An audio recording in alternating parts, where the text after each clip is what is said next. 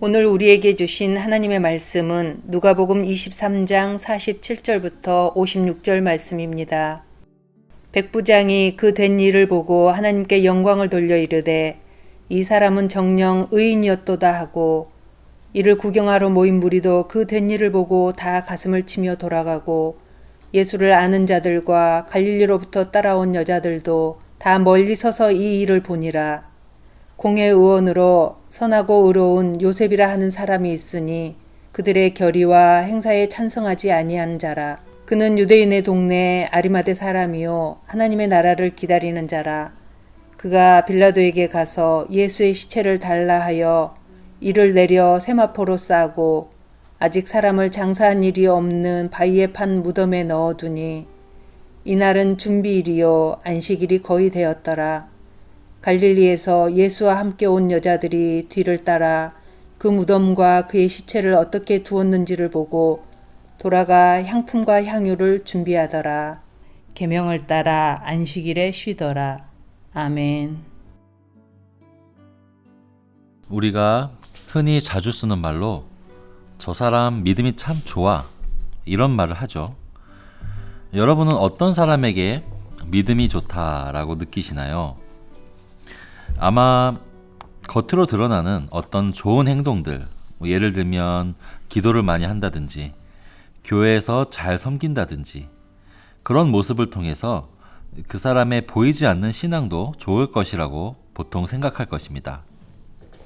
그러나 가끔은 신앙에 특별할 것이 없어 보이는 사람인데 어느 순간에 그 사람의 위대한 믿음의 진가가 드러나는 경우도 있습니다. 예를 들면 삶의 큰 위기의 순간이 찾아왔을 때, 절망의 순간이 찾아왔을 때, 그럴 때 그 사람의 믿음의 실체가 잘 드러나는 순간입니다.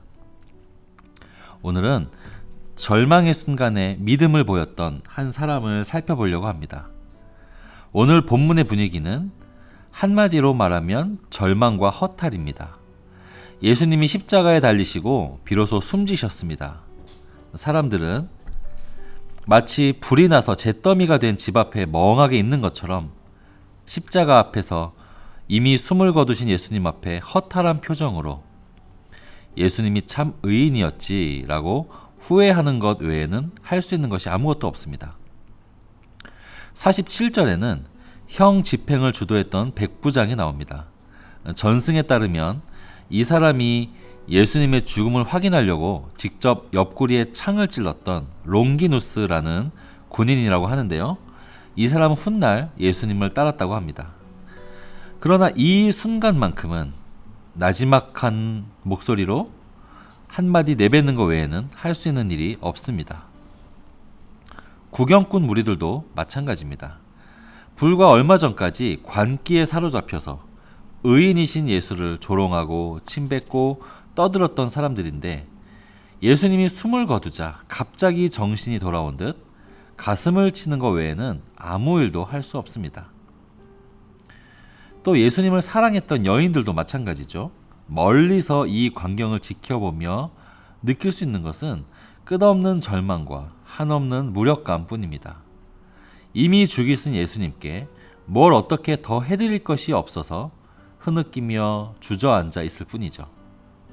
이처럼 온 세상의 주인인 예수님께서 돌아가셨을 때 모든 피조물이 슬퍼하고 숨소리도 내지 못하며 절망과 허무함 가운데 휩싸여 있던 그 순간, 한 사람만이 믿음으로 움직입니다.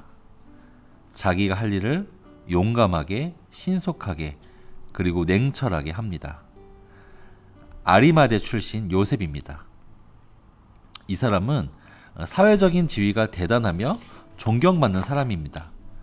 사내들인 공의회 회원이죠. 사내들인은 당시에 우리로 치면 법원이나 국회 같은 곳입니다. 여러분, 우리나라 국회의원이 몇 명이고 또 임기가 몇 년인지 아시나요?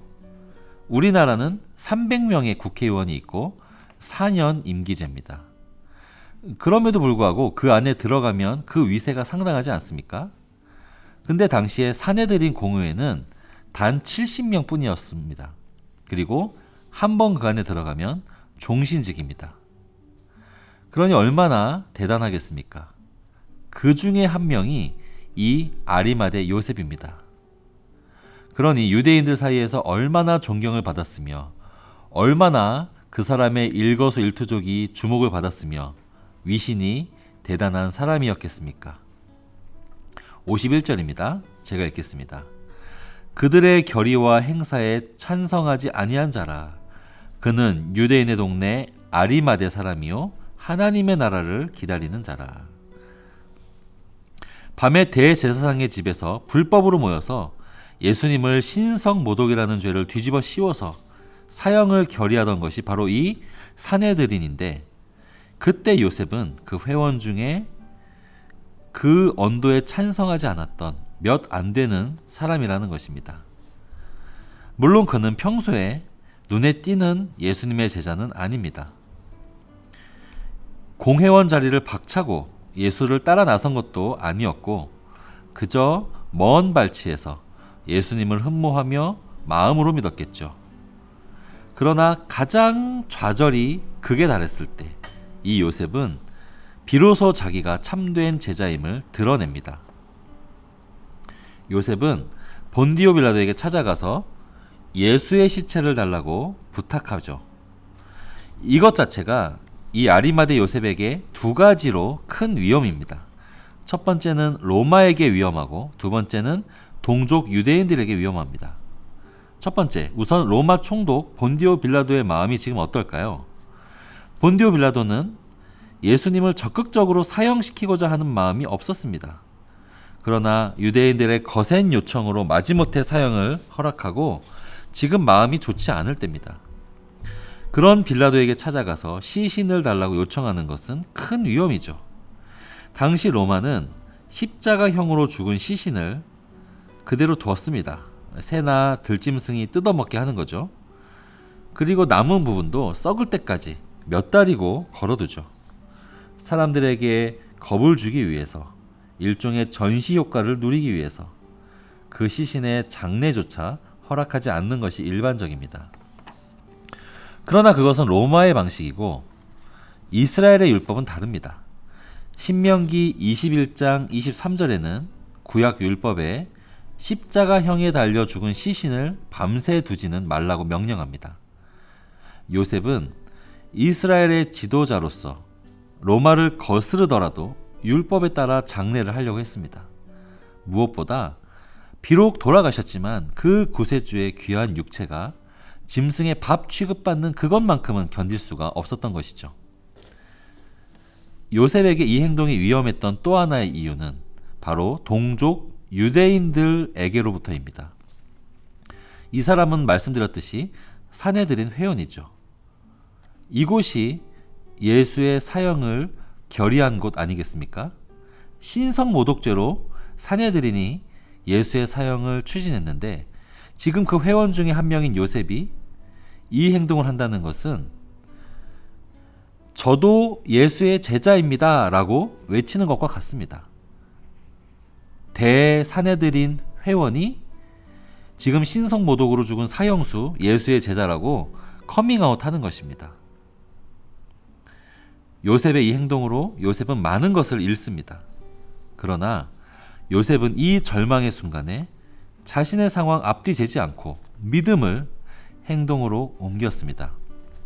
깨끗하게 예수님의 시신을 정성스럽게 싸고 자기가 나중에 묻히려고 준비해 놓았던 그 새 무덤에 예수님의 시신을 모십니다. 그런데 요셉의 이 행동 중에 가장 놀라운 사실은 이 사람이 지금 자기가 그리스도인이라고 커밍아웃 한 것인데 그 시점입니다. 이 시점이 놀랍습니다. 여러분 같으면 예수님이 기적을 베풀고 인기가 많을 때 그때 예수의 제자임을 드러내는 것이 쉽겠습니까? 아니면 사형수로 목숨까지 끊어져서 아무런 미래나 소망이나 이득을 기대할 수 없을 때 그때 내가 예수의 제자임을 드러내는 것이 쉽겠습니까? 이 요셉은 예수님이 인기가 많을 때는 조용히 있다가 자기가 예수의 제자임을 드러내기에 가장 좋지 않은 그 타이밍에 자신의 커리어 모든 것을 버릴 수 있는 그 시기에 예수의 제자임을 드러낸 것입니다. 예수님의 시신을 정성스럽게 장사하고 싶은 그 마음 하나로 말이죠. 이 사람은 눈에 띄는 제자는 아니었으나 모든 것이 끝나 보이는 이 시점에 그는 조용히 자신의 신앙을 확증함으로 예수님의 고난에 동참한 것입니다. 높은 지위가 주는 존경이라는 껍데기를 벗어버리고 자기의 진짜 신앙을 따라 행동한 것이죠. 이 요셉은 아무런 이득도 기대되지 않는 상황에서도 위험을 무릅썼습니다. 누가 과연 이 사람의 신앙을 다른 제자들보다 약하다고 하겠습니까? 여러분, 결과적으로 어떻게 되죠? 이 요셉이 준비하고 예수를 모셨던 이 무덤은 곧 빈무덤으로 발견되어서 부활의 증거가 됩니다. 즉, 요셉은 예수님의 장례뿐만이 아니라 예수님의 부활을 준비한 사람이 된 것이죠. 여러분, 저와 여러분이 평소에 드러나는 신앙도 좋지만 중요할 때 그 진가가 발휘되는 그런 신앙인이기를 바랍니다. 평소뿐만이 아니라 위기의 상황에 있을 때, 그때 날 구해주신 예수 그리스도를 위해서 기꺼이 손해를 감수하는 신앙인이기를 바랍니다. 그런 신앙을 구합시다. 혹시 여러분들 가운데 요즘의 삶이 고난 중이신 분 계십니까? 바로 그때가 하나님께서 우리에게 바라시는 그 일을 이뤄드리기 좋은 때입니다. 그때 우리의 믿음이 확증될 수 있기 때문입니다. 여러분, 지금 이 순간 하나님께서 여러분에게 바라시는 삶은 어떤 것일까요? 저는 그 중에 하나가 여러분들의 삶을 통해서 예수님을 전하는 것이라고 믿습니다. 우리는 VIP 사랑주의를 준비하고 있습니다. 생명이 없는 사람에게 생명만큼 급한 것이 또 뭐가 있겠습니까? 생명이 없는 사람에게 예수님을 전하는 것만큼 실제적인 사랑의 표현이 뭐가 있겠습니까? 그러나 여러분, 전도할 때는 따로 찾아오지 않습니다. 전도하기 좋을 때, 좋은 여건, 그것은 절대로 따로 찾아오지 않습니다. 지금이 우리의 믿음을 드러낼 때입니다.